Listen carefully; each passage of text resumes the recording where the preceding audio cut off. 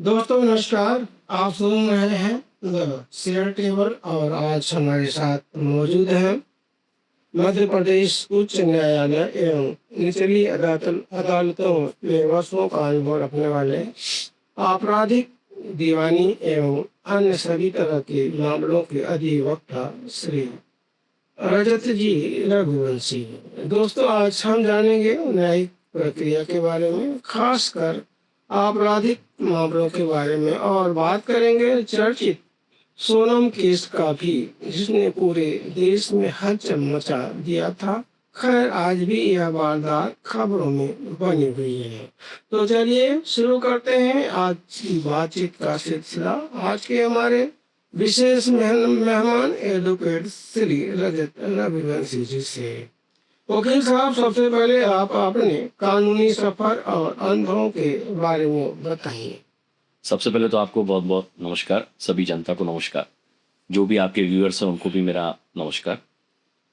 जैसा कि आपने मुझसे पूछा कि मेरा अनुभव के बारे में मैं कुछ बताऊं, तो मैं मध्य प्रदेश उच्च न्यायालय इंदौर में पिछले 15 वर्षों से कार्यरत हूं बतौर अधिवक्ता, और साथ ही निचली अदालतों में, सब ऑर्डिनेट कोर्ट्स में, जिला न्यायालय में, कुटुंब न्यायालय में और सिविल कोर्ट्स में मैं रेगुलरली प्रैक्टिस कर रहा हूँ। और पिछले 15 वर्षों से आपराधिक, दीवानी, कॉन्स्टिट्यूशनल, संवैधानिक मामले, कई तरह के प्रकरण जो निकलते हैं वो सभी प्रकरणों में मैं प्रैक्टिस करता हूँ। रजत जी, आप वकालत के प्रोफेशन से कैसे जुड़े? आपके परिवार में कोई पहले से ऑलरेडी वकालत के प्रोफेशन में है, अथवा किसी घटना विशेष से आप प्रभावित होकर इस प्रोफेशन में आए? ये बड़ा ही उचित प्रश्न है आपका मेरे से जो आपने पूछा है भारती जी। मैं आपको बता दूं, मैं मेरे पूरे परिवार में फर्स्ट जनरेशन लॉयर हूँ। मेरे घर परिवार में, यहाँ तक कि मैं अपने कुटुंब की भी बात करूं तो कोई भी प्रैक्टिस नहीं करता है, कोई भी एडवोकेट नहीं रहा। मैं पहला अधिवक्ता हूँ अपने घर से जो प्रैक्टिस के लिए आया हूँ। और मेरा बैकग्राउंड मैं अगर बात करूँ तो मेरा 12th बैकग्राउंड बायो से था। देन उसके बाद मैंने कई टीवी चैनल्स में और कई लाइव शोज में एज एन एंकर काम किया। और सडनली 2005 में मेरे एक मित्र हैं, वो भी प्रैक्टिस करते हैं। उनके पिताजी उस समय एसडीएम हुआ करते थे जिला धार में, जब हम वहाँ पढ़ते थे। तो उनके द्वारा हमें एक समझाइश दी गई थी कि आप बायो के स्टूडेंट हैं, पर आपको देखकर ऐसा लगता नहीं है कि आप इतनी मेहनत कर पाएंगे या आप डॉक्टरी में आगे बढ़ पाएंगे। बोले बेटर है कि आप अपने फील्ड को एक सेकंड ऑप्शन दें, अपने चॉइस को। तो उस समय हमने स्कूल ऑफ लॉ डीएवी में हमारा एग्ज़ाम हुआ और हमें उसमें एडमिशन मिला। और एक सडनली हमने एक मेरा नया फील्ड बना। और उसके बाद 2005 से 2010 तक मैंने अपना लॉ कंप्लीट किया इंदौर शहर से, देवी अहिल्या विश्वविद्यालय से। और उसके बाद भारती साहब फिर हम कंटिन्यूसली प्रैक्टिस में आ गए और इस प्रकार से मेरी जर्नी की शुरुआत हुई। रजत, आप अब तक कितने आपराधिक मामले देख चुके हैं, लड़ चुके हैं? कितने आपराधिक मामलों में आप जा चुके हैं अब तक? देखिए सर, अगर मैं आप अगर मुझसे इस संबंध में नंबर्स पूछेंगे तो मुझे नंबर बताना तो मेरे लिए बहुत मुश्किल होगा, पर फिर भी मैं आपको एक अप्रोक्सीमेटली आइडिया बता सकता हूँ कि sessions, bails, applications, criminal trials, ये सब मिला के तकरीबन तकरीबन 500 से 1000 मुकदमों में अपीयरेंस दे चुका हूँ अभी तक, मध्य प्रदेश उच्च न्यायालय के समक्ष और जिला न्यायालय के समक्ष।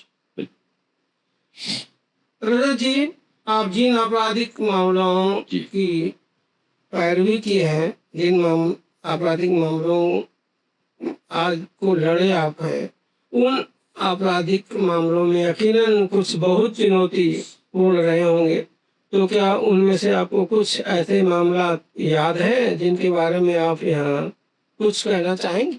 बिल्कुल, देखिए एक अधिवक्ता के लिए तो सर्वप्रथम मैं आपको बताऊंगा कि सभी मामले, चाहे वो छोटे हों चाहे बड़े हों, वो चैलेंजिंग होते हैं।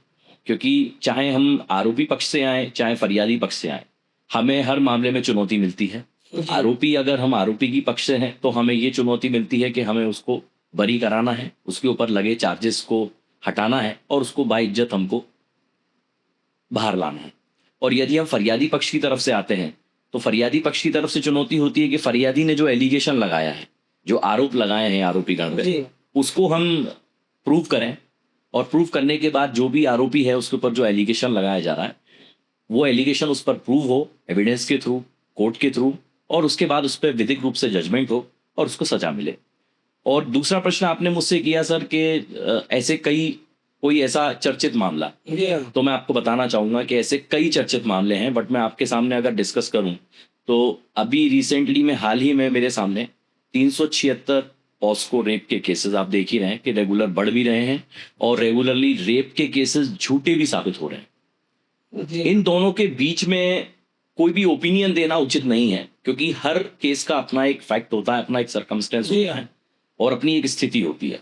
पर मैं आपको बता दूं, अभी रिसेंटली मैंने 3 ऐसे मुकदमे कंटेस्ट किए जिसमें 376 पॉस्को के रेप के केस में एक परिवार का बेटा, उसकी माँ आरोपी बनाए गए। और आप इमेजिन नहीं करेंगे सर कि आरोपी उनको बनाया गया और वो आरोप उनके ऊपर लगाए गए उनके घर पे काम करने वाली मेड की बेटी ने। वो उनके घर पे काम करती थी। चूंकि हम डिस्क्लोज नहीं कर सकते हैं, ना ही विक्टिम का नाम, ना ही आरोपी का करने नाम। की जरूरत भी जी नहीं है। बिल्कुल। बट मैं आपको बताना चाहूंगा कि वो इतना चुनौतीपूर्ण मामला था सर कि उस मामले में एविडेंस जब चलाया गया, पीड़िता की उम्र कम थी, पीड़िता गर्भवती भी हो चुकी थी, पीड़िता के सभी घर वालों ने एलिगेशंस लगाए हुए थे और पीड़िता एक छोटी जाति की भी थी। और जो आरोपी था और उसकी मदर थी, तो आरोपी एक यंग नौजवान लड़का था। उसकी जो माँ थी वो बहुत ज़्यादा बीमार थी कि उनको कोर्ट में लाने के लिए भी हमको कोर्ट से एप्लीकेशंस मूव करना पड़ा और कोर्ट ने इतनी सहूलियत दी कि हमें उनको कोर्ट के अंदर नहीं लाना पड़ा और कोर्ट प्रमाइसिस में ही हमें उनकी अपीयरेंस करानी पड़ी, वीसी के माध्यम से भी अपीयरेंस करानी पड़ी।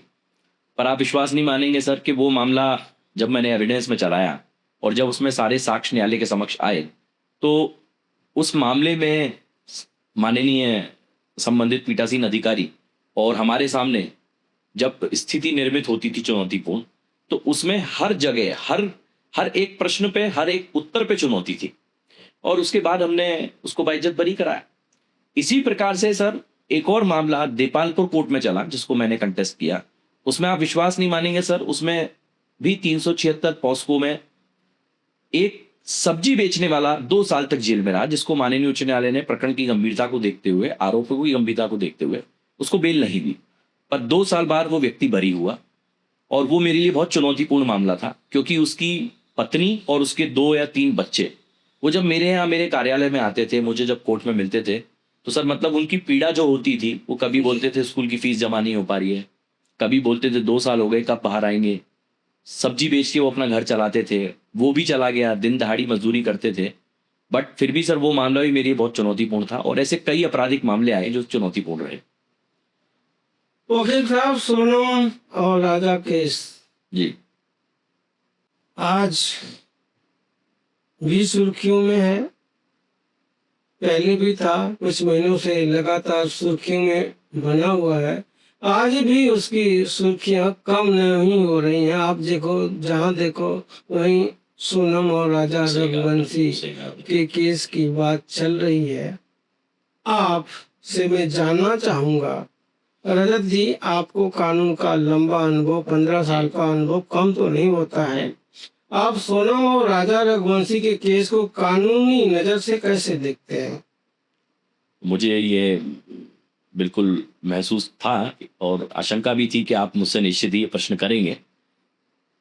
देखिए, सोनम रघुवंशी और राजा रघुवंशी वाला जो केस है सर, बेसिकली आपने कहा बहुत पॉपुलर है, अभी भी उसकी सुर्खियों में है, सुर्खियों में भी, और साथ ही आप देखेंगे कि उसके तो अब उस केस को लेकर यूट्यूब चैनल्स पे जी हाँ, मीम्स भी बन चुके हैं। मतलब ये एक आपराधिक प्रकरण को एक अलग ही रूप दे दिया गया है। पर मैं आपको बताऊंगा उस प्रकरण की गंभीरता की अगर आप बात करें तो देखिए सर, वो एक साधारण मर्डर केस नहीं है। पहली चीज तो हमें उसके पहलू को समझना होगा। वो एक ऑर्गेनाइज्ड प्लान्ड मर्डर है और उस ऑर्गेनाइज्ड प्लान्ड मर्डर को आप साधारण प्रकृति का इसलिए नहीं मान सकते हैं क्योंकि उसमें ऐसा नहीं हुआ है कि 2 लोगों में दुश्मनी थी, 2 गुटों में दुश्मनी थी, उन्होंने एक दूसरे को मारा। उसमें सबसे मेजर पॉइंट है कि उसमें मेजर सस्पेक्ट राजा रघुवंशी की पत्नी है, सोनम रघुवंशी। जी और जब एक पति पत्नी के बीच की स्थिति किसी आपराधिक षड्यंत्र का या अपराध का मूल स्वरूप ले ले तो वो अपने आप सुर्खियां बटोर लेगा, पहली चीज। दूसरा, उस प्रकरण को लेकर गंभीरता इतनी है कि एक नया पति पत्नी अपने रेगुलर कोर्स में अपनी विवाह को उत्साहित करने के लिए और एक जगह घूमने फिरने जाते हैं और अचानक पता पड़ता है कि वहां दोनों गायब हो जाते हैं। तो सर इसके पीछे हमें यह समझना होगा कि जब शादी हुई थी, शादी होने से पहले और शादी उसके मर्डर तक, ये पूरा एक ऑर्गेनाइज प्लान था।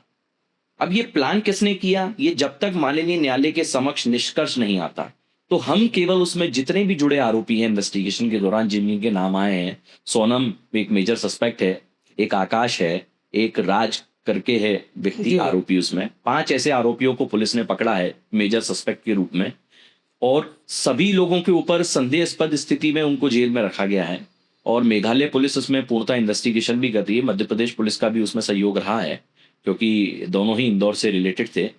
तो बड़ा मेजर केस है सर, सुर्खियों में इसलिए है क्योंकि उसको मीडिया का फोकस मिला, मीडिया ने उसको पूर्ण रूप से फ्रंट फुट पर आकर सबके सामने रखा और क्योंकि वो इसलिए आया क्योंकि पहले स्थिति निर्मित हुई थी कि एक हस्बैंड वाइफ जो कि हनीमून के लिए गए हैं वो अचानक गायब हो गए जी। तो राज्य शासन के ऊपर अत्यधिक प्रेशर था, मीडिया उसको कवरेज दे रही थी और बाद में उस पूरे केस ने एक नया रुख ले लिया और वो सबके सामने मर्डर के रूप में बाहर आया।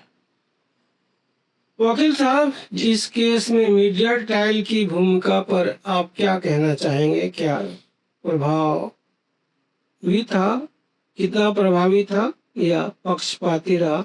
इस मामले पर आप कुछ कहना चाहेंगे? जी देखिए सर, मैं पक्षपाती तो नहीं कहूंगा बिल्कुल, क्योंकि मीडिया वही दिखाता है जो सच होता है।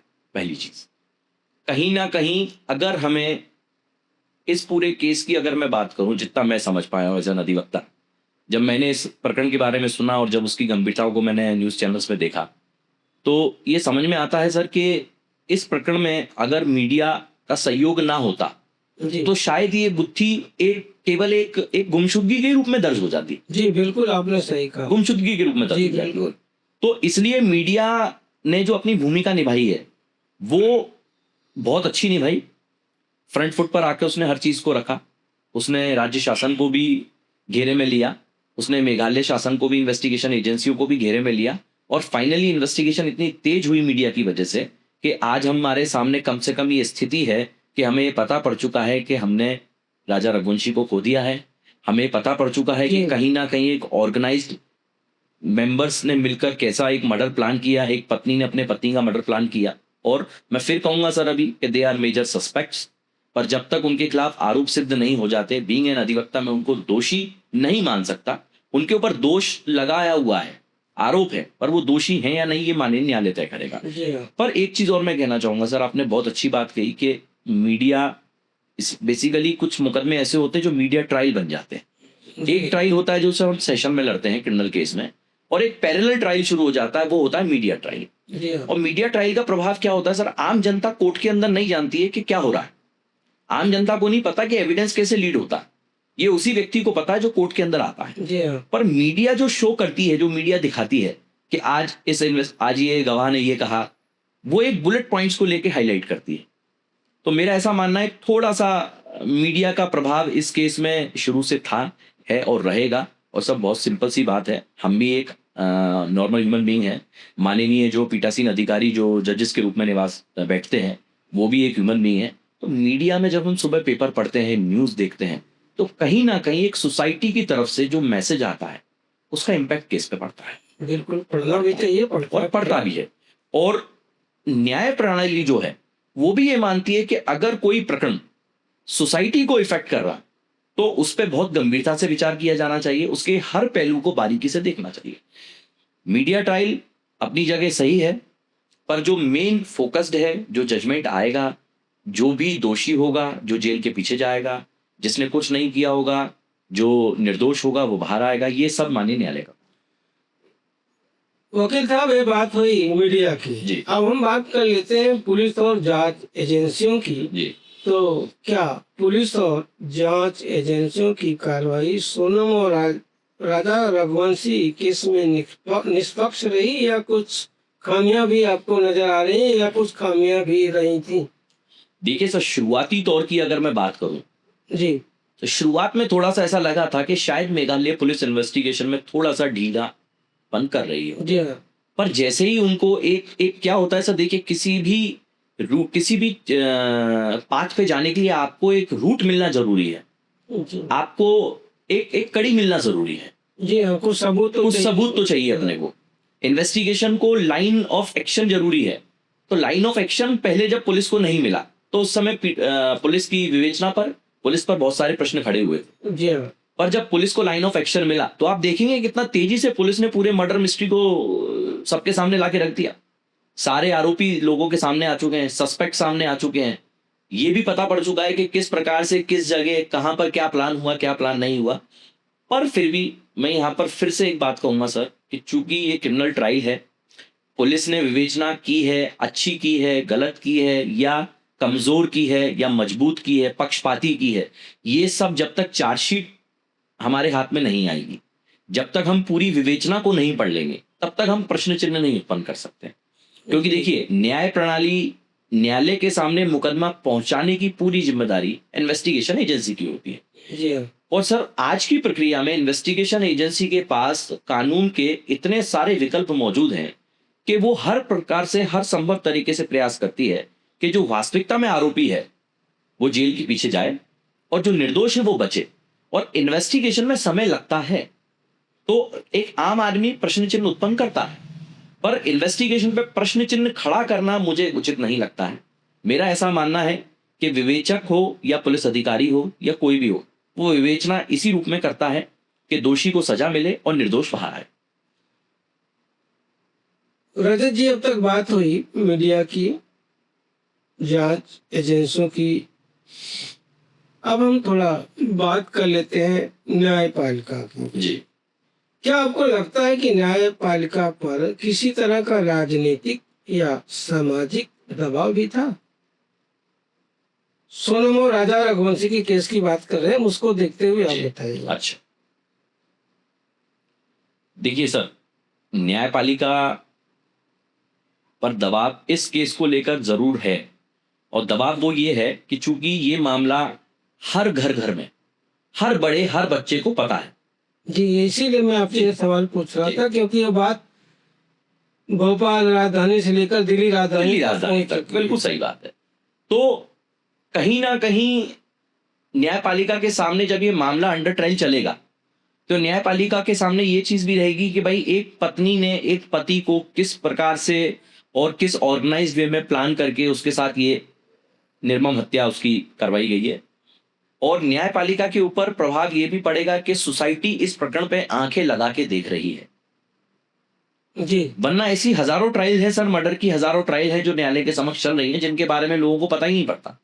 उसमें कई लोग आरोपी आते हैं, बरी भी हो जाते हैं, चले भी जाते हैं, पेपर में एक दिन आता है, छप जाता है, लोग पढ़ते हैं, चले जाते हैं। पर ऐसे कुछ मुकदमे होते हैं सर जिसपे न्यायपालिका को देखना पड़ता है और गंभीरता से विचार करना पड़ता है। निश्चित ही न्यायपालिका हर प्रकरण पर गंभीरता से विचार करती है, पर ऐसे प्रकरण पे न्यायपालिका के ऊपर थोड़ा सा दबाव ये है कि कहीं ना कहीं उनसे प्रश्न चिन्ह भी उत्पन्न किए जा सकते हैं, उनके ऊपर मीडिया भी प्रश्न कर सकता है। उनको ये पता है कि इस प्रकरण में जो भी ट्रायल चलेगी वो मीडिया ट्रायल लेके सामने आ जाएगा।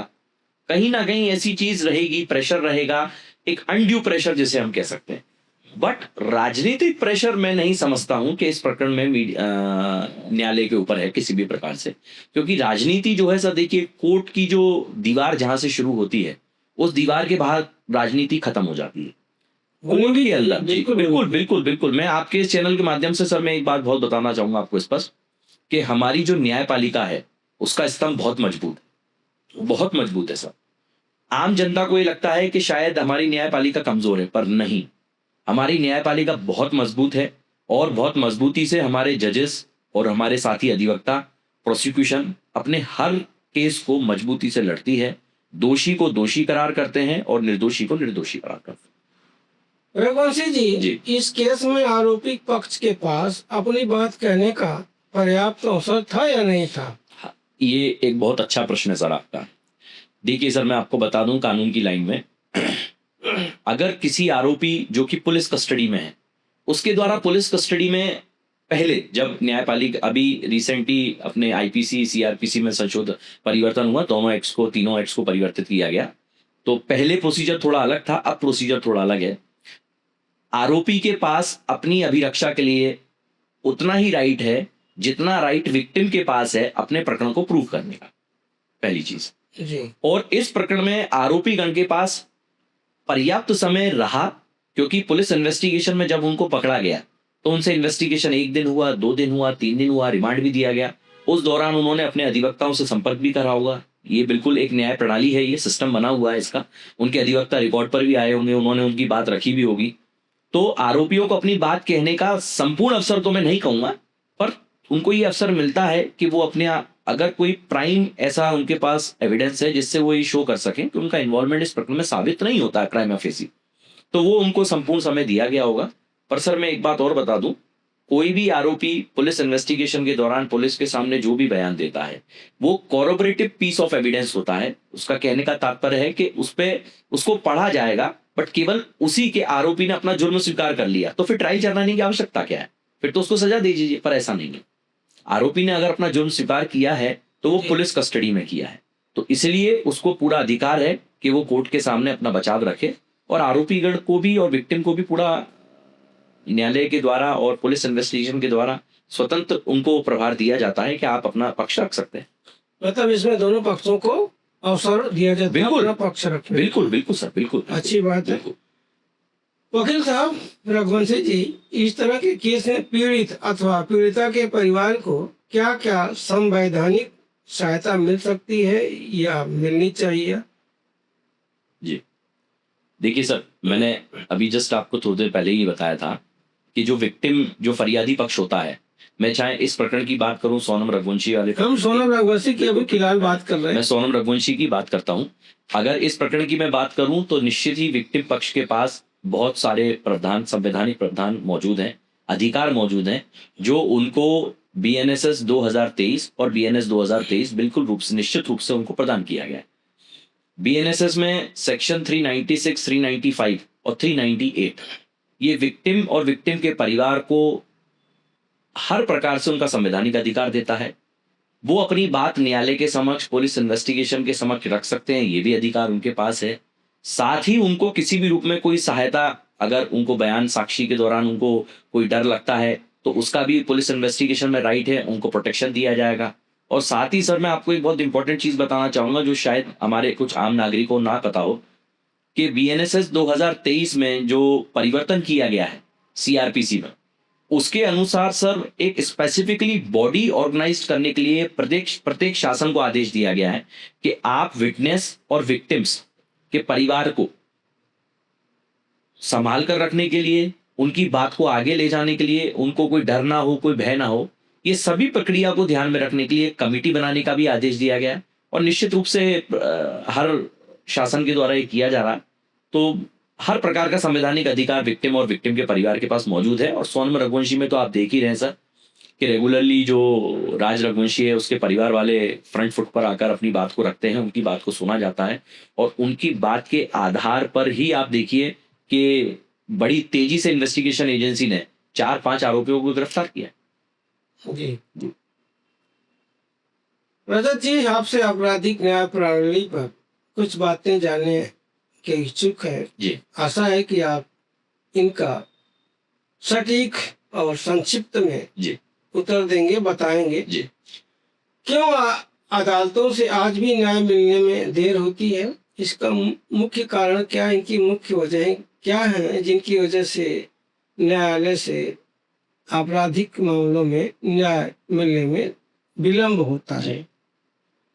देखिए सर, ये बेसिकली मैं आपको कहूँगा ये एक तरीके का एक मिथ है जो अभी भी लोग ये सोचते हैं कि न्यायालय से बहुत लंबे समय तक मुकदमा चलता है। ऐसा नहीं है सर। कुछ मुकदमे हैं जो मुकदमे लंबे समय तक चलते हैं क्योंकि उनके गवाहों, उसके सर मैं आपको बता दूं मुकदमा लंबा चलने का कारण जी, गवाहों का ना आना सही समय पर। जी, उसके बाद पुलिस विवेचना के जितने अधिकारी होते हैं इनके ऊपर एडमिनिस्ट्रेटिव दबाव भी होता है। इनको एडमिनिस्ट्रेशन भी देखना है, इनको सोसाइटी में रहकर सोसाइटी को भी देखना है और इनको न्यायालय में आके गवाही भी देनी है। तो कोई भी विटनेस सर विटनेस बॉक्स में 1 या 2 तारीखों पे नहीं आ पाता है। तो जब कोर्ट के अंदर विटनेस नहीं आएगा तो सर ट्रायल आगे कैसे बढ़ेगी, मुकदमा आगे कैसे चलेगा? तो ऐसी स्थिति में थोड़ा सा डिले होता है। फिर कुछ आप माने, अगर मैं और थोड़ा इसको डिले की बात कहूं तो मैं आपको उस चीज पे ये कहूंगा कि सर कई बार फरियादी पक्ष को अपने राइट पता नहीं होते। उसको ये पता नहीं होता है पीड़ित परिवार को कि मैं किस प्रकार से अपने प्रकरण को तेजी से चला सकता हूं। पीड़ित कंप्लेनेंट किसी भी केस में अगर होता है तो उसको न्यायालय से 1 बार 2 बार 3 बार समझ निकाले जाते हैं, वो नहीं आता है न्यायालय में, और दोष ये आता है कि प्रकरण लंबा चलता है। अरे गवाह, अगर जिस दिन गवाह को बुलाया जाए उस दिन गवाह आए तो आप देखिए। और मैं आपको एक एग्जांपल देना चाहूंगा सर कि अभी रिसेंटली आप देखेंगे तो नंबर ऑफ केसेस घट रहे हैं, बढ़ भी रहे हैं क्योंकि क्राइम बढ़ रहा है, पर नंबर ऑफ केसेस घट भी रहे हैं, और न्याय प्रणाली अपनी योग्यता से बढ़कर कार्य कर रही है। और अभी रिसेंटली हमारे मध्य प्रदेश में जो नए चीफ जस्टिस साहब जिन्होंने ज्वाइन किया है, जस्टिस सचदेवा साहब, उनके द्वारा स्पष्ट रूप से डायरेक्शंस हैं सभी न्यायालयों को, निचली अदालतों को, अधिवक्ताओं को भी, और सभी लोग अपना कार्य बहुत तेजी गति से लाने पे जुड़े हुए हैं और सभी लोग तेज गति से कार्य कर रहे हैं। न्याय प्रणाली, क्योंकि व्यवस्था, हमारा सिस्टम ऐसा है सर कि उसको चलाने में गलती से भी कोई निर्दोषी दोषी ना हो जाए, इसको ध्यान में रखते हुए न्याय प्रणाली थोड़ा सा धीरे धीरे अपने प्रकरण को चलाती है, परंतु उसमें कहीं ना कहीं गवाह, एविडेंस, डॉक्यूमेंट्स, सारी चीजों को रिकॉर्ड पर आने में समय लगता है। वकील साहब, क्या आज का अभियोजन तंत्र, प्रोसिक्यूशन सिस्टम पीड़ित को न्याय दिलाने में सक्षम है? बिल्कुल, इसका मैं आपको शॉर्ट एंड स्वीट में उत्तर दूंगा सर, बिल्कुल सक्षम। प्रोसिक्यूशन एजेंसी के पास इन्वेस्टिगेशन की बहुत अच्छी प्रक्रिया है। बीएनएस 2023 के अनुसार और बीएनएसएस 2023 के अनुसार इन्वेस्टिगेशन एजेंसी को अब हर चीज का प्रमाण रखना पड़ता है। अगर वो कोई एक्यूज का स्टेटमेंट ले रही है तो उसका वीडियो बनाना पड़ता है, कोई जब्ती कर रही है तो उसका वीडियो बनाना पड़ता है, कोई भी किसी भी प्रकार की चोट या ऐसी कोई गंभीर घटना घटी है उसका वीडियो बनाना पड़ता है। ये सब साक्ष्य में पहले नहीं आता था। पहले कभी भी जो जब्ती होती थी हथियार की या मुद्देमाल की, जिसको भी हम कहेंगे आर्टिकल्स, तो पहले कभी वीडियो नहीं बनाई जाती थी सर।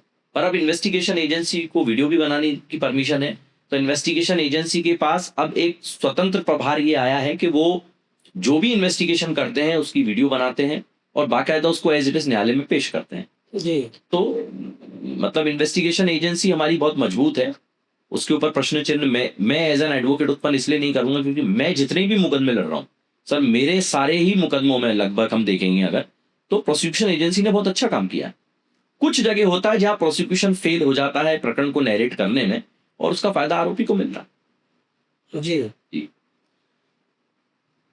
जब कोई हाई प्रोफाइल केस सामने आता है तो आम जनता और मीडिया की भूमिका किस हद तक सीमित होनी चाहिए? बहुत अच्छा प्रश्न है सर ये। मैं भी इसका भी उत्तर आपको बहुत संक्षिप्त में ये दूंगा कि देखिए सर, सिस्टम बना हुआ है, न्यायपालिका बहुत मजबूत स्तंभ है।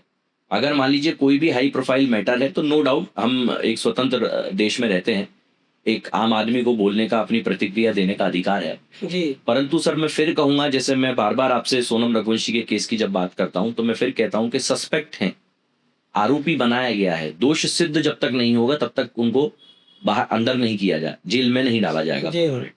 तो यही मेरा कहना है सर कि किसी भी रूप में किसी व्यक्ति के ऊपर या कोई भी हाईलाइट मामला हो, कोई बड़ी सेलिब्रिटी हो उसका मामला हो, तो केवल जनता क्या होता है, जनता को ये नहीं पता कि उसके अंदर क्या है, पुलिस की विवेचना में क्या आया है क्या नहीं आया। जी हाँ, यही तो मैं पूछना था कि सब उनके जो है फॉलोअर्स होते हैं, वो सारे होते हैं, सब जिंदाबाद मुर्दाबाद करने लगते हैं। इसलिए मैं इसको हाईलाइट करना चाहता हूँ कि आम आदमी सुने और उसको ध्यान में रखते हैं, अपना एक्शन रिएक्शन दे। जी हाँ, आगे आप कंटिन्यू। बिल्कुल आपने सही कहा। मैं आपको यही कहना चाह रहा था कि अगर कोई भी हाई प्रोफाइल मामला है तो चूंकि उससे जो जुड़े लोग होते हैं सबसे पहले उनको आघात लगता है कि यार हम जिसको मानते हैं, जिसको मेंटोर मानते हैं, उसके खिलाफ तो ये एलिगेशन लगा है।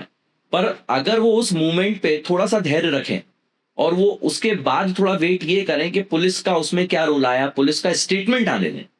पुलिस का स्टेटमेंट आने से पहले ही अपनी प्रतिक्रिया जो व्यक्ति देता है वो गलत होती है। जी बिल्कुल गलत है, वो गलत है। क्योंकि देखिए पुलिस विवेचना कर रही है, आपने देखा होगा कितने बड़े बड़े मामले होते हैं सर, पुलिस अपना इंटरव्यू सबसे एंड में देती है। और वो जो इंटरव्यू देती है वो विधिक रूप से उसका वैधानिक अधिकार होता है देने का। पर बाकी जो लोग अपनी आगे फ्रंट फुट पर आकर अपनी बात रखते हैं वो सिर्फ मीडिया की 4 लाइन देखते हैं और मार्केट से 4 लाइन सुनते हैं, आम लोगों की बात सुनते हैं और अपनी बात को रख देते हैं और जिंदाबाद मुर्दाबाद करना शुरू कर देते हैं। जी हाँ। इस पे थोड़ा सा अंकुश लगाना होगा और अंकुश निश्चित ही देखिए अंकुश कैसे लगता है। पहली चीज मैं आपको बता दूं सर, न्यायपालिका ही इस पे अंकुश लगाती है। जब कोई न्यायपालिका के सामने इसको लेकर लेके जाता है कि सर इस मुकदमे में लोग ऐसा व्यू चला रहे हैं, मीडिया ट्रायल चल रहा है, इसको रोका जाए, तो न्यायपालिका उस पर उचित आदेश देती है। वैसे जी अब बात कर लेते हैं गवाहों की जी। सुरक्षा के ऊपर। गवाहों की सुरक्षा और विश्वसनीयता जी। आज भी चुनौतीपूर्ण बनी रहती है, ऐसा क्यों होता है? तो बिल्कुल सही कहा है सर आपने। देखिए क्योंकि इसके पीछे भी सर एक बड़ा कारण है कि देखिए सर, जब एक आम आदमी, मैं अपनी भी बात करूं, जी अगर हाँ। मेरे सामने अगर कोई घटना घटी, बहुत कॉमन एक एग्जांपल दे रहा हूं सर मैं, और पुलिस उस प्रकरण की विवेचना कर रही है और मैं उस विवेचना में मौजूद हूं और पुलिस ने मुझसे कहा कि वकील साहब आप खड़े हो जाइए और ये यहाँ पर ये देखिए आपने घटना देखी, आप यहाँ पर अपने हस्ताक्षर कर दीजिए और आपको गवाह बना देते हैं, तो मैं मना कर दूंगा। जी, कौन मामले में पढ़ना चाहेगा? कौन मामले में पढ़ना चाहेगा? बहुत सिंपल उत्तर है। ऐसी सोच है ये सोच बस। जी। पर कहीं ना कहीं ये सोच परिवर्तित हुई है, पर फिर भी सर देखिए विटनेसेस को आप जानते हैं कि एक विटनेसेस में एक भाषा है, उसे कहते हैं पॉकेट विटनेस। और क्या होता है सर, मान लीजिए कि घटना घटी और पुलिस को उसमें पंचनामा बनाना है, गवाह चाहिए, गिरफ्तार करना है, गवाह चाहिए।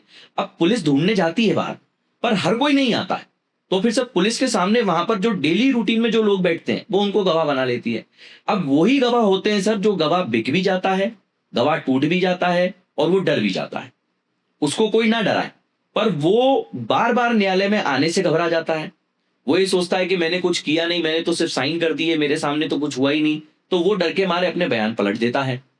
और इसलिए गवाहों को लेकर और इन्वेस्टिगेशन एजेंसी को लेकर और गवाह के प्रति कि उसकी सुरक्षा को लेकर जो प्रश्न चिन्ह है वो आम जनता में आज भी बने हुए हैं। पर मैं आपको बता दूं सर कि गवाह भी सुरक्षित रहता है। कोई भी प्रकरण हो, अगर वो न्यायालय के समक्ष एप्लीकेशन मूव करेगा, राज्य शासन के पुलिस अधिकारियों के समक्ष एप्लीकेशन मूव करेगा, तो उसको प्रोटेक्शन दिया जाएगा। तो मेरा ऐसा मानना है कि जनता को किसी भी रूप में पुलिस की विवेचना में सहयोग करना चाहिए, गवाह बनकर आगे आना चाहिए, अगर वास्तविकता में उनके सामने घटना घटी है तो। वकील साहब, जी। बात तो हुई गवाहों को लेकर, अब पुलिस के बारे में थोड़ी सी बात कर लेते हैं। जी। क्या पुलिस की विवेचना में भी सुधार की कोई गुंजाइश रहती है, होती है? सर देखिए, पुलिस की विवेचना तो एक ऐसा पुलिस के अधिकारियों का अधिकार है जिसमें हस्तक्षेप करने का राइट केवल और केवल न्यायालय को, पहली जी। चीज। और पुलिस की विवेचना में जहां तक मैं सुधार की बात करूं तो मैं बार बार आपसे, अभी 2 बार मैंने बोला क्योंकि पीछे भी ये बात आई थी कि पहले पुलिस की प्रणाली इन्वेस्टिगेशन जो था वो थोड़ा सा अलग था। इसी कारण लेजिस्लेचर ने सीआरपीसी को परिवर्तित करके बीएनएसएस 2023 का निर्माण किया। उसमें सर कुछ चीजें इन्वेस्टिगेशंस को लेकर परिवर्तित की गई हैं जिससे कि पुलिस की विवेचना पे प्रश्न चिन्ह उत्पन्न ना हो। और वो इतनी मजबूत प्रणाली है सर कि उसके बाद पुलिस विवेचना में सुधार की आवश्यकता मुझे नहीं लगती है, क्योंकि बीएनएसएस 2023 अपने आप में एक पूरा कोड है जिसके अंदर पुलिस को किस प्रक्रिया से, किस प्रकार से इन्वेस्टिगेशन करके न्यायालय में प्रस्तुत करना चाहिए। तो पुलिस इन्वेस्टिगेशन में केवल और केवल अगर आप सुधार की बात करें तो बस ये कि वो निष्पक्ष होनी चाहिए, क्योंकि पुलिस के ऊपर राजनीतिक दबाव होता है सर, पुलिस अधिकारियों के ऊपर राजनीतिक दबाव होता है। और अगर पुलिस अधिकारियों ऊपर राजनीतिक दबाव पड़ता है तो कहीं ना कहीं सर इन्वेस्टिगेशन में जहां 2 आरोपी होते हैं वहां 1 हो जाता है और जहां 3 बनने चाहिए वहां 6 बन जाते हैं। तो वो राजनीतिक दबाव थोड़ा सा पुलिस अधिकारियों पे कम होना चाहिए। जी, मतलब पुलिस अधिकारियों पर कहीं न कहीं से कोई न कोई प्रेशर दबाव होता है। बिल्कुल बिल्कुल सर, बिल्कुल बिल्कुल होता है। वकील साहब, कुछ कानूनी सुधार के बारे में भी आपसे जानना चाहेंगे। जी। वकील साहब, क्या वर्तमान भारतीय दंड संहिता आईपीसी और आपराधिक प्रक्रिया संहिता सीआरपीसी आज के समय के अनुकूल है अथवा किसी सुधार की जरूरत है? आपने अभी कुछ थोड़ा संक्षिप्त में बताया भी था, हाँ, बिल्कुल सही लेकिन बात। मैं चाहूंगा कि आप थोड़ा क्लियर क्लियर कट कट बता दीजिए। देखिए, मैं आपको बताता हूँ सर, और ये लगभग जो न्याय प्रणाली से लोग जुड़े हैं, कानून की व्यवस्थाओं से जुड़े हैं, उनको पता है। 2023 तक हमारे यहाँ भारत में लेजिस्लेचर जो कोड चलते थे, वो चलता था दंड प्रक्रिया संहिता और जी हाँ, इंडियन जी। Penal code IPC. जी हाँ। उसमें सुधार की आवश्यकता हुई क्योंकि जनता बढ़ रही है, क्राइम बढ़ रहा है, रोज कुछ ना कुछ घटनाएं, सिविल, दीवानी, फौजदारी, सब तरह की प्रक्रिया चल रही है।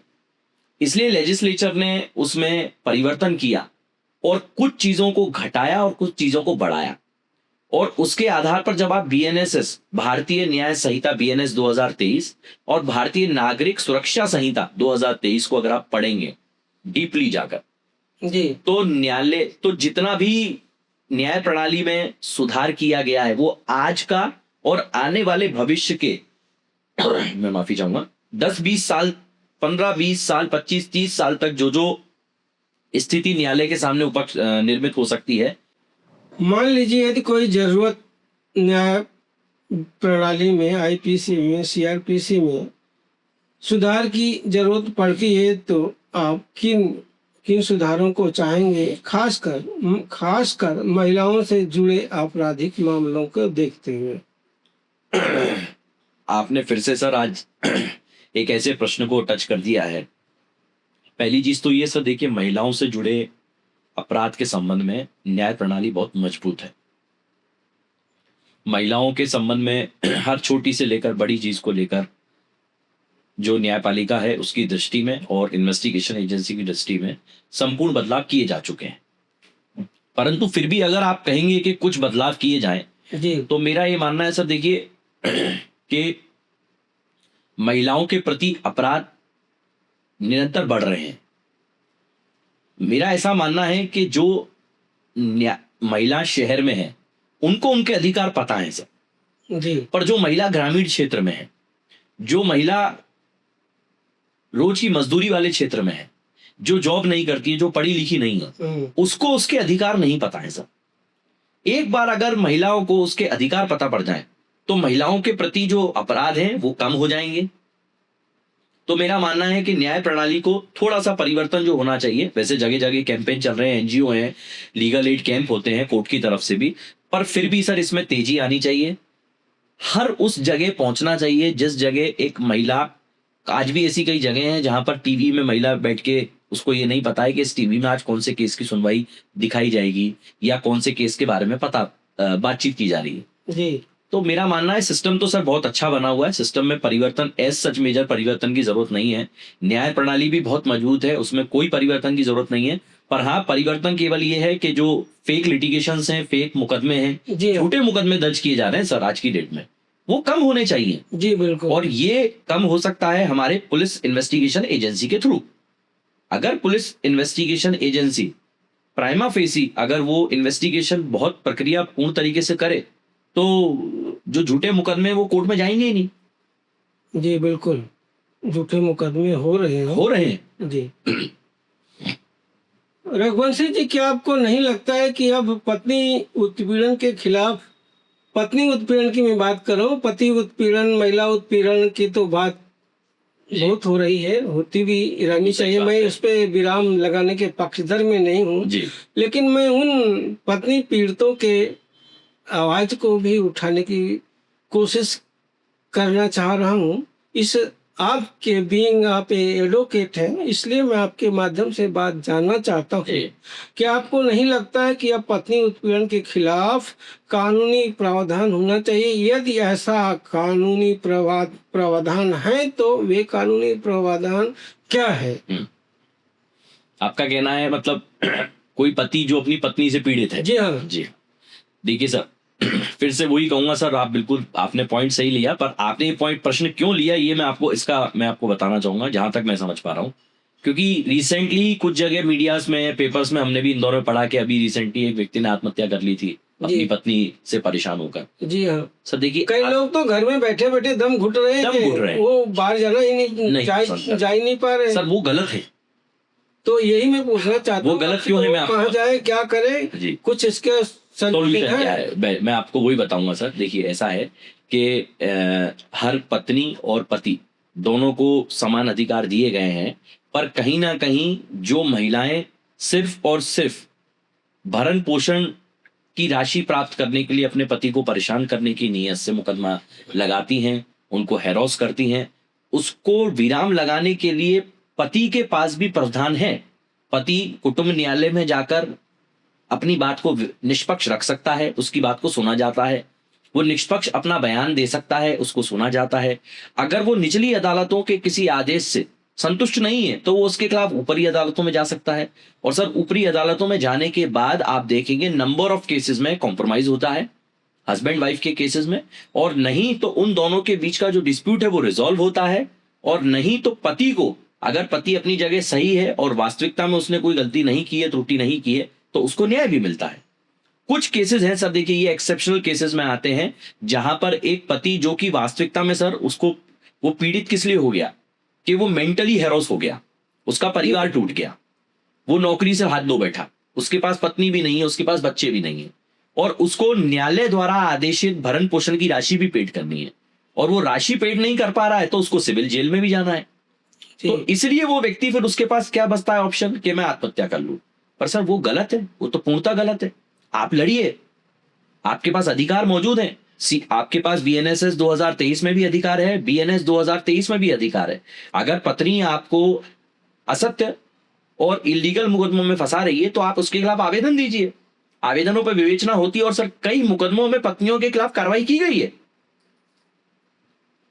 कई मुकदमों में की गई है। मतलब पत्नी पीड़ितों के लिए भी कानूनी प्रावधान है। आप पत्नी पीड़ित पति को कानूनी सहायता लेने की जरूरत है। और सबसे एक और चीज कहूंगा सर मैं, अभी आप देखेंगे पति पत्नी के जितने भी ये विवाद हैं, इस विवाद में अब सबसे पहले किसी भी जगह कोई भी पति या पत्नी अगर कोई आवेदन किसी एक दूसरे के खिलाफ देते हैं तो सबसे पहले वहां एक सुलह वार्ता केंद्र होता है, और सुलह वार्ता केंद्र में से ही आप मान के चलें कि 50% मुकदमे वापस ले लिए जाते हैं और वो दोनों अपने घर चले जाते हैं। निश्चित जो आप चाहते हैं, आपने जो मुझसे प्रश्न किया था कि थोड़ा सा बदलाव, तो मैं यहाँ कहूंगा सर थोड़ा सा बदलाव जो है पति पत्नी के जो मैट्रिमोनियल डिस्प्यूट्स होते हैं उसमें एज एन एडवोकेट हमारी भूमिका बहुत इंपॉर्टेंट है जी। मैं आपको अपनी बात कहूंगा सर कि मेरे पास मैं मैट्रिमोनियल डिस्प्यूट्स भी करता हूं, जैसा मैंने आपको बताया था कि मैं सभी फील्ड में काम करता हूं। मैं हर संभवतः यह प्रयास करता हूं, अगर मैं पति की तरफ से हूं या पत्नी की तरफ से, कि दोनों के बीच में सुलह हो जाए।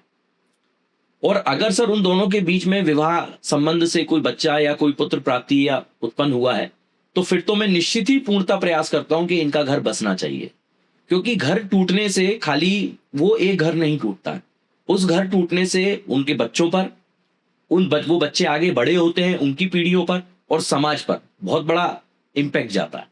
और अगर वही मियाँ बीवी 2-4 मिनट 5 मिनट या 6 महीने लड़ने के बाद, समझाइश देने के बाद, अधिवक्ता के माध्यम से, माननीय न्यायालय के माध्यम से घर चले जाते हैं तो बहुत कुछ सुधार हो सकता है। थोड़ा सा पति पत्नी को अपने मामलों में अपने गुस्से को, अपनी सोच को एक दूसरे के प्रति चेंज करना रहता। राजा जी हम बात कर लेते हैं समाज और न्याय की। जी राजा जी, समाज और न्याय के मुद्दों पर भी बात करना जरूरी हो जाता है। अब वकील साहब, जब किसी केस का फैसला समाज के पक्ष में नहीं आता है तो उसका क्या असर होता है? सर पहले तो इसमें यह देखना पड़ेगा कि समाज के पक्ष में वो फैसला आए या नहीं, ये महत्वपूर्ण नहीं होता है। महत्वपूर्ण ये होता है जो हमारी न्याय प्रणाली और जो हमारे न्यायिक स्तंभ बने हुए हैं। एक बहुत अच्छी कहावत कही जाती है कि 100 गुनहगार छूट जाएं पर एक निर्दोष नहीं फंसना चाहिए जी। अब हम तो क्या होता है कि सर देखिए, जो आम जनता है उसको तो ये लगता है कि पेपर में आ गया मतलब ये दोषी है, पेपर वालों ने लिख दिया, मीडिया ने चला दिया मतलब ये दोषी है। ऐसा नहीं है सर। पर वास्तविकता में जब कोर्ट के सामने उसकी पूरी फाइल आती है, चार्जशीट आती है, गवाहों के बयान आते हैं, फिर उसके बाद कानूनी प्रक्रियाओं का, जटिलताओं का जब पूरा सामना किया जाता है तो चीजें कुछ और निकल के आती हैं। प्रकरण की स्थिति परिस्थिति उसका निर्णय तय करती है। राजा जी, वकीलों की नैतिक जिम्मेदारी क्या होनी चाहिए? बहुत अच्छा प्रश्न है सर, बहुत अच्छा प्रश्न है। वकीलों की नैतिक जिम्मेदारी होनी चाहिए सबसे पहली सर कि वो जिस प्रकरण में जिस व्यक्ति की तरफ से पैरवी कर रहे हैं पूर्ण ईमानदारी से उसकी तरफ से पैरवी करें, पहली चीज। दूसरी चीज, हमारे न्याय प्रणाली में सर हमारे न्यायिक अधिकारी माननीय न्यायाधीशगण बार बार एक ही चीज बोलते हैं कि advocate is the officer of the court who only assist to the court. तो एक अधिवक्ता को न्यायालय को असिस्ट ये करना चाहिए कि सर इस प्रकरण में वास्तविकता में ये स्थिति है और ये स्थिति आपके सामने हम रखते हैं। न्यायालय के सामने न्यायिक प्रक्रिया को सुलभ बनाने की जो स्थिति है वो एक वकील की रहती है सर, और वकील का जो महत्वपूर्ण योगदान है न्यायालय के सामने वो अपने पक्षकार की बात को रखना है पूर्णतः ईमानदारी से। जी जी बिल्कुल। और आज की डेट में सर न्यायालय के सामने स्वच्छ हाथों से आना भी बहुत बड़ी चुनौती है। कई मैं ऐसी जगह देखा गया है, आजकल यूट्यूब पे बहुत सारे वीडियोस आते हैं हाई कोर्ट के और कोर्टों के, आप देखते होंगे, आम जनता भी देखती है। उसमें प्रश्न चिन्ह कई बार वकील के ऊपर भी उत्पन्न किया जाता है कि आपने न्यायालय को इस बात से क्यों नहीं बताया, आपने ये आपको जानकारी थी तो आपने क्यों नहीं बताया। तो वकील को अपना प्रकरण साफ सुथरा जैसा है, जो उसके सामने चीजें आई हैं वैसा न्यायालय में रखना चाहिए। रजत जी, पॉडकास्ट के अंतिम पड़ाव पर पहुंचे उससे पहले कुछ और सवाल मैं आपसे जानना चाहूंगा। आपके अनुसार एक अच्छा वकील और एक अच्छा इंसान बनने के लिए किन किन गुणों की आवश्यकता होती है, किन किन गुणों की जरूरत होती है? जी सर, देखिए सबसे पहले मैं आपको उत्तर दूंगा एक अच्छा वकील बनने के लिए। सर सबसे पहले एक अच्छा वकील बनने के लिए एक अच्छे वकील को निरंतर पढ़ाई करनी चाहिए। उसको निरंतर जो नए नए कानूनों में संशोधन हो रहे हैं, अमेंडमेंट्स हो रहे हैं, माननीय सर्वोच्च न्यायालय, उच्च न्यायालय, विभिन्न न्यायालयों द्वारा जो जजमेंट्स दिए जाते हैं उनके वर्डिक्ट्स को पढ़ना चाहिए, उनको गंभीरता से देखना चाहिए, ताकि उसको ये ज्ञान रहे कि आज इस केस में ये हुआ है और कल मेरे पास भी एक ऐसा केस आएगा। तो वो रेफरेंस करने के लिए हमारे पास बहुत सुविधाएं रहती है, पहली चीज। दूसरा, वकील को पूर्ण निष्ठा के साथ, ईमानदारी के साथ अपने प्रिंसिपल्स बनाने चाहिए। हर व्यक्ति के प्रिंसिपल्स होते हैं सर। जी बिल्कुल, होने भी चाहिए। प्रिंसिपल्स क्या होना चाहिए सर? पहली चीज तो कि मैं अपना कार्य पूर्णतः ईमानदारी से करूंगा। दूसरी चीज, मैं न्यायालय के समक्ष वो बात रखूंगा जिसकी न्यायालय को आवश्यकता है। तीसरी चीज, उसके पक्षकार के प्रति डेडिकेशन होना बहुत जरूरी है कि आज वो इस पक्षकार की तरफ से खड़ा है और कल उसी पक्षकार के विरुद्ध भी खड़ा हो जाएगा, ये गलत है। वो मैटर ऑफ इंटरेस्ट भी कहलाता है। रजत जी, यदि सोनम केस में कोई एक बात आप बदल सकते हैं तो वह कौन सी बात होगी जो आप बदलना चाहेंगे? सर सोनम केस में अगर मैं कोई बात बदलना चाहूंगा तो मैं यही बदलना चाहूंगा अब आज की डेट में कि चूंकि प्रकरण जो है न्यायालय के समक्ष विचाराधीन हो चुका है, अब मेरा ऐसा मानना है कि न्यायालय को उसका काम करने दिया जाए, इन्वेस्टिगेशन एजेंसी को उसका काम करने दिया जाए, और अब कोई भी किसी भी प्रकार की भ्रामक जानकारी जनता के सामने ना आए। रजत जी, एक छोटा सा और सवाल आपसे करने की कोशिश करना चाहूंगा। न्यायिक प्रक्रिया में आम आदमी की, आम नागरिकों की भागीदारी कैसे बढ़ाई जा सकती है? थोड़ा संक्षिप्त में बताइएगा। बिल्कुल सर, देखिए आम नागरिक की भागीदारी न्यायिक प्रक्रिया में इस प्रकार से बढ़ेगी। पहली चीज तो न्यायिक प्रक्रिया के प्रति जो सम्मान हमें रखना चाहिए वो निरंतर बना रहे। पहली चीज, ये हर एक आम आदमी की और नागरिक की जिम्मेदारी है। अगर न्यायालयीन प्रक्रिया पे आपने प्रश्न चिन्ह उत्पन्न किए तो फिर कुछ शेष नहीं रहेगा सर, क्योंकि वो ही एक ऐसा स्तंभ बचा हुआ है जिस स्तंभ पे आज भी हर व्यक्ति को ये भरोसा है कि मुझे न्याय मिलेगा। पहला तो हमें न्याय के प्रति भरोसा होना चाहिए, न्यायाधीश के प्रति भरोसा होना चाहिए, हमें उनके प्रति सम्मान होना चाहिए।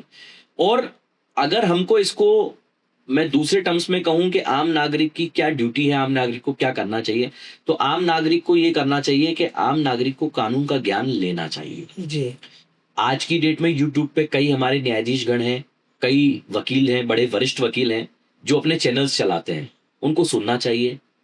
न्यूज चैनल के माध्यम से जो न्यायालयीन प्रकरणों में आदेश होते हैं उनके सार को पढ़ना चाहिए, तो उनको समझ में आएगा कि न्यायिक प्रक्रिया कितनी मजबूत है, तभी उनकी भागीदारी सुनिश्चित हो पाएगी।